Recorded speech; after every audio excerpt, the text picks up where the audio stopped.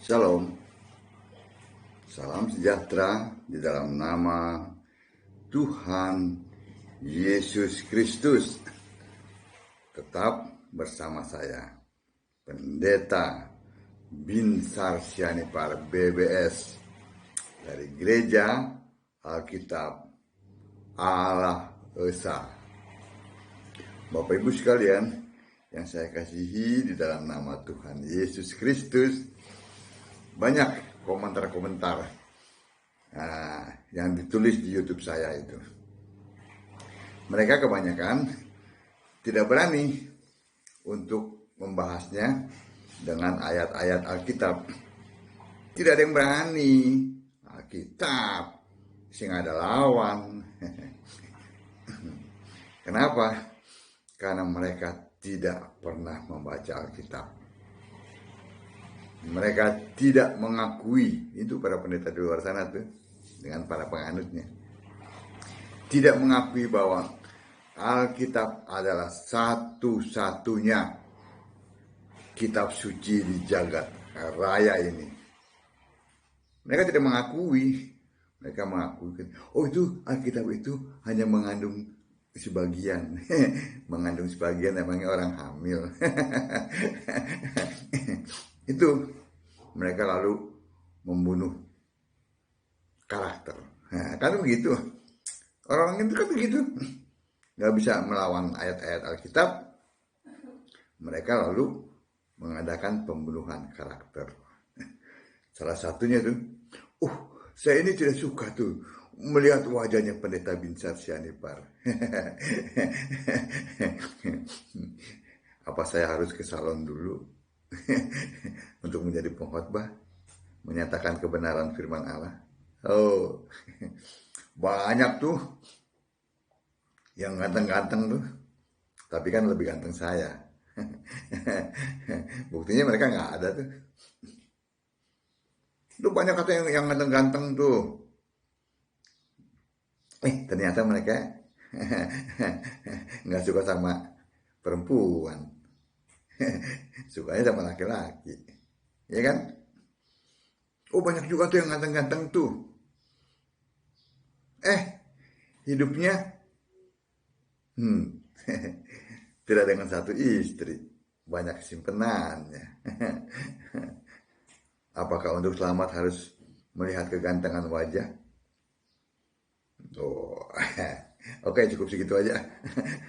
Mari kita bahas firman Allah, ya.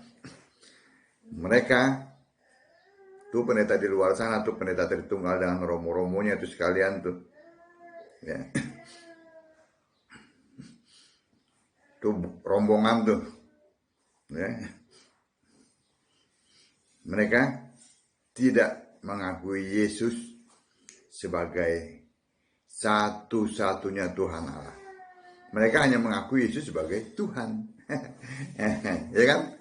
Mereka nggak baca Alkitab. Andai kata mereka baca hanya sepotong-sepotong. Mereka tidak mengerti, ya, dari kitab Kejadian, ya, sampai kitab Wahyu itu bersaksi tentang Yesus. Tidak ada satupun kitab-kitab suci, ya, dalam Alkitab ini, ya, yang tidak meninggikan Yesus, yang tidak memberitakan Yesus. Tidak ada. Tapi mereka kan biasa. Takut nggak ada perpuluhan, ya kan? Takut dipecat, ya. Padahal takutlah kepada mereka. Maksudnya takutlah kepada Dia yang dapat membunuh tubuh dan jiwa. Harus takut kepada Dia. Siapa? Takutlah kepada Yesus Kristus. Itu harusnya. Karena Dia adalah satu-satunya Tuhan Allah yang benar, Allah segala masa, sebelum segala abad, sekarang dan sampai selama-lamanya. Itu Yesus Kristus. Mari kita lihat dalam Lukas 4 ayat 16. Ya. Ini pada saat Allah itu menjadi manusia, ya. Jangan nanti konteks waktunya tidak dipikirkan. Harus dimengerti ada konteks waktu. Waktu firman yang adalah Allah itu menjadi manusia. Terlihat dari Lukas 4 ayat 16. Ia datang ke Nazaret. Ini manusia yang datang ya. Tempat ia dibesarkan. Dan menurut kebiasaannya pada hari Sabat ia masuk ke rumah ibadat. Lalu berdiri hendak membaca dari Alkitab. Tuh, Yesus manusia membaca dari Alkitab ya. Kitab suci yang dibaca apa? Lukas 24 ayat berapa? 27. Lukas 24 ayat 27 ternyata yang dibaca. Lalu ia menjelaskan kepada mereka apa yang tertulis tentang siapa? Tentang dia. Dalam apa itu? Di seluruh kitab suci. Saya bacakan ayatnya ya. Lukas 24 ayat 27. Lalu ia menjelaskan kepada mereka apa yang tertulis tentang dia dalam seluruh kitab suci. Mulai dari kitab-kitab Musa dan segala kitab nabi-nabi. Itu semua tertulis tentang dia. Dan kitab nabi-nabi. Memangnya secara fisik Allah ada saat itu. Waktu kitab nabi-nabi ditulis. Memangnya secara fisik Yesus ada. Ya. Pada saat Musa menulis kitab Kejadian. Allah belum menjadi manusia. Tetapi sudah ditulis. Itu membuktikan bahwa dia adalah Allah. Itu membuktikan bahwa seluruh kitab-kitab suci ya, itu berbicara bersaksi tentang dia, tentang Yesus. Masih gak ngerti? Bukannya gak ngerti, pura-pura gak ngerti, takut dipecat kan? Lukas 4 ayat 16 itu dia membacakan kitab apa? Nabi Yesaya.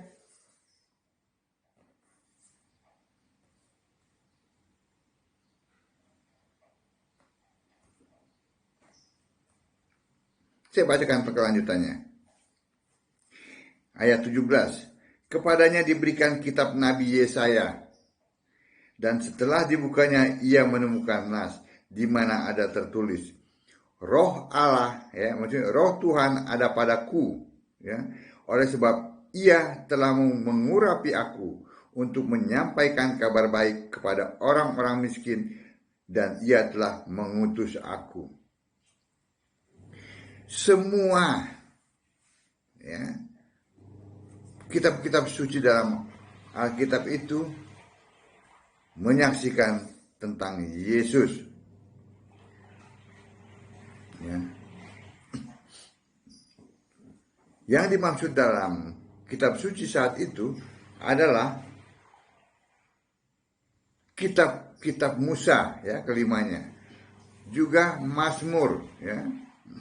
Mazmur itu termasuk Kidung Agung, Pengkhotbah, ya. Di dalamnya tuh juga kitab Nabi. Maksudnya kitab Nabi, ya, iya.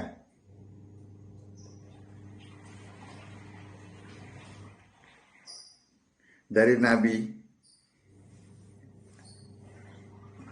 Musa, ya, sampai Maleaki. Itu seluruhnya saat itu.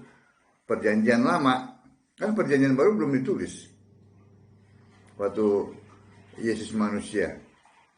Waktu Allah menjadi manusia tuh. Alkitab menegaskan Allah, ya, menjadi manusia.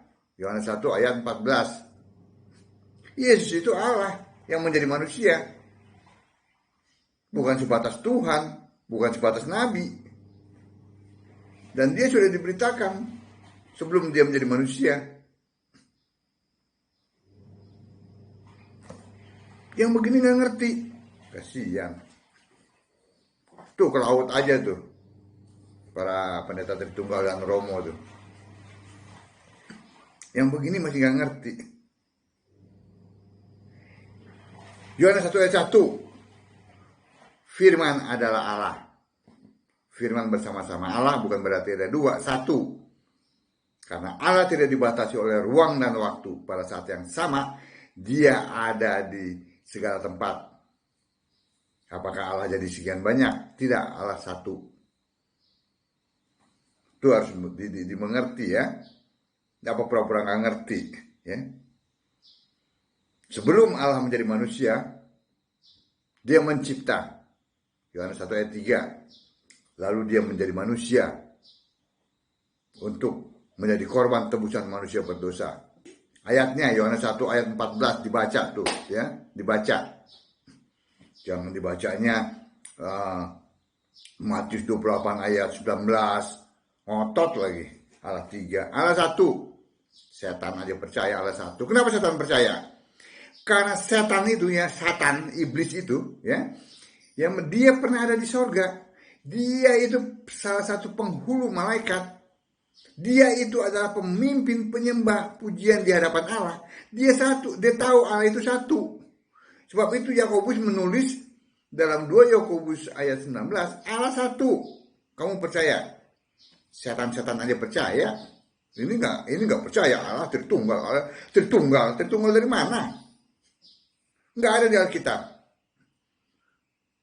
Paulus menulis dalam Roma 10 ayat 12, Allah yang satu itu adalah Tuhan. Bukan sebatas Tuhan. Bukan sebatas itu.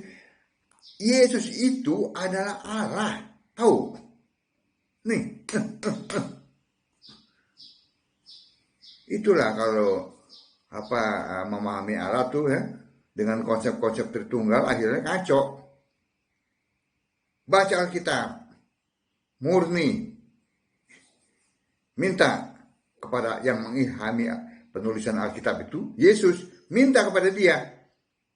Caranya gimana? Sembah dia. Sembah Yesus sebagai satu-satunya Tuhan Allah yang benar. Maka ini pikiran ini akan dibukakan sehingga mengerti kitab suci. Kamu sesat, itu yang Yesus katakan dalam Matius 22 ayat 29. Karena kamu tidak mengerti kitab suci serta kuasa Allah. Itu Yesus yang katakan. Kalau tidak menyembah Yesus, siapa yang mau membukakan pikiran sehingga mengerti kitab suci? Hanya Yesus Kristus yang bisa membukakan pikiran. Jelas kalau kalian tidak menyembah Yesus, siapa yang bisa membukakan kitab sehingga mengerti kitab suci? Yang begini nggak ngerti, karena sudah ribuan tahun ya dicekoki oleh doktrin-doktrin sesat itu yang tidak ada di Alkitab. Yang tidak ada di Alkitab mau mengalahkan yang ada. Yang ada itu tertulis Allah Esa. Itu yang Yesus katakan dalam Markus 12 ayat 29. Tiba-tiba malah mengikuti si siapa? Anus itu. Tertulianus dengan doktrinnya yang muncul abad ketiga. Ngotot lagi. Nggak baca Alkitab sih. Baca Alkitab seluruhnya, firman Allah. Sembah Yesus. Maka akan mengerti, memahami Alkitab. Bahwa Yesus adalah satu-satunya Tuhan Allah. Tidak ada yang lain. Itu tadi perjanjian lama ya. Yang Yesus katakan. Nah sekarang kita lihat. Dalam perjanjian baru. Kenapa? Dalam Lukas 24 ayat 44. Bahkan Lukas 22 ayat 31 ya. Lukas 22 ayat 31.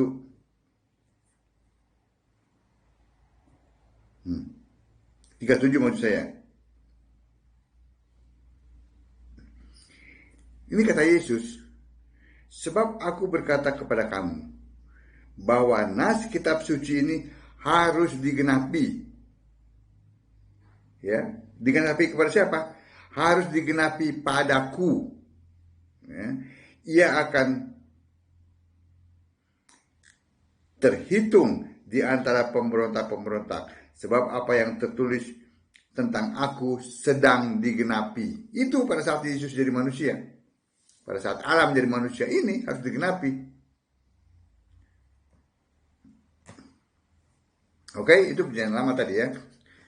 Bahwa seluruh kitab-kitab suci dalam Alkitab bersaksi tentang Yesus. Nah, sekarang dalam perjanjian baru, ya, Yesus sendiri yang membuat perjanjian baru. Kita lihat tuh buatannya dalam Yeremia 31 ayat 33. Ya, Yeremia 31 ayat 33.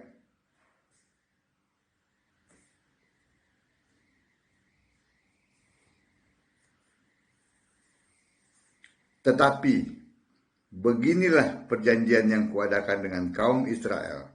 Sesudah waktu itu, demikianlah firman Tuhan. Aku akan menaruh Tauratku dalam batin mereka dan menuliskannya dalam hati mereka. Maka aku akan menjadi Allah mereka.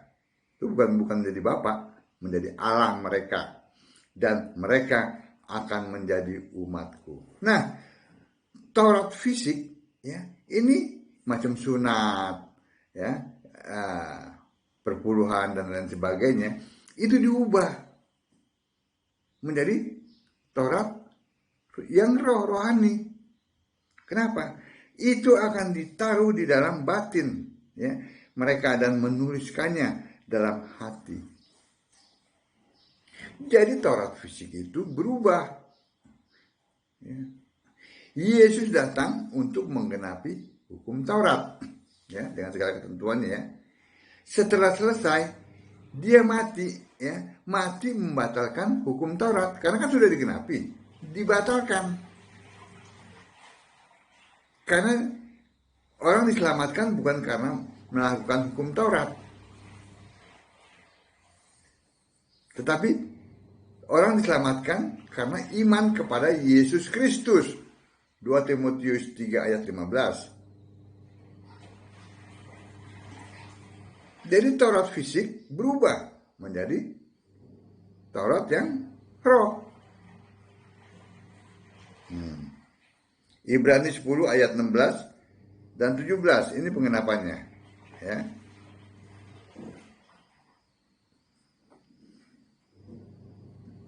Ibrani 10 ayat 16. Sebab setelah ia berfirman, inilah perjanjian yang akan kuadakan dengan mereka sesudah waktu itu. Ia berfirman pula, aku akan menaruh hukumku di dalam hati mereka dan menuliskannya dalam akal budi mereka. Itu perubahannya. Taurat fisik menjadi Taurat rohani. Itu perjanjian baru.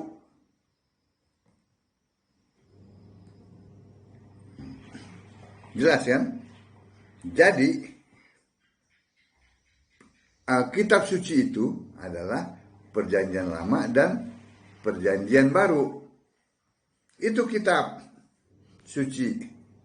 Bukan, kitab suci mengandung sebagian-sebagian.